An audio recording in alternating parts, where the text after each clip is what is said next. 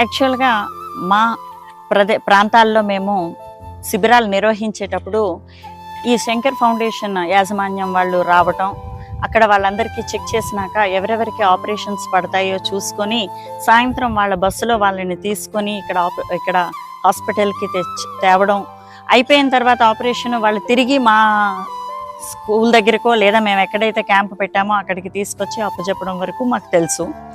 వాళ్ళని అడిగితే చాలా అద్భుతంగా ఉంది, అక్కడ చాలా బాగా చూసుకున్నారు, మాకు చాలా ఆనందంగా అనిపించింది అని చెప్పడం వరకే ఈ మధ్యంతా విన్నాం. కానీ ఈరోజు మొట్టమొదటిసారిగా శంకర్ ఫౌండేషన్కి ఫౌండేషన్ డే సందర్భంగా మేము విచ్చేయడం జరిగింది వాళ్ళ ఆహ్వానం మేరకు.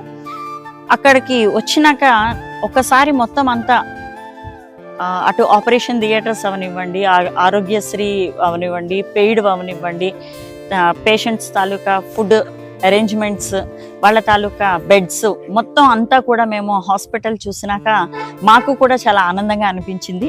అందులో భాగంగానే ఈరోజు ఆపరేషన్కి వచ్చినటువంటి కొంతమంది పేషెంట్స్ను కూడా మేము ఇంటరాక్ట్ అయ్యాము. వాళ్ళంతా కూడా ఇక్కడ సదుపాయాల గురించి చాలా చక్కగా చెప్పారు. వీళ్ళు చాలా ఆప్యాయతగా ప్రేమగా మమ్మల్ని చూసుకుంటున్నారు, మా ఇంట్లో మనుషుల కన్నా బాగా చూసుకొని ఆపరేషన్లు చేసి మమ్మల్ని పంపిస్తూ ఉంటే చాలా ఆనందంగా ఉంది అని చెప్పారు.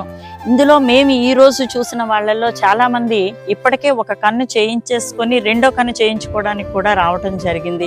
వాళ్ళంతా శంకర్ ఫౌండేషన్ యాజమాన్యానికి చాలా కృతజ్ఞతలు చెప్తూ చాలా సంతోషంగా ఉన్నారు. సో మా లాంటి ఆర్గనైజేషన్స్ ఇలా శంకర్ ఫౌండేషన్ లాంటి వారితో కూపప్ అయ్యి చాలామందికి దృష్టిని ఇవ్వగలిగే ఇది వచ్చేసరికి మాకు చాలా సంతోషంగా అనిపిస్తుంది. సో ప్రతి ఒక్కరికి కూడా ఇలాంటి అవకాశాలు ఎప్పుడైనా వస్తే సద్వినియోగపరచుకోవాలని ఆశిస్తూ సెలవు తీసుకోండి. Thank you madam.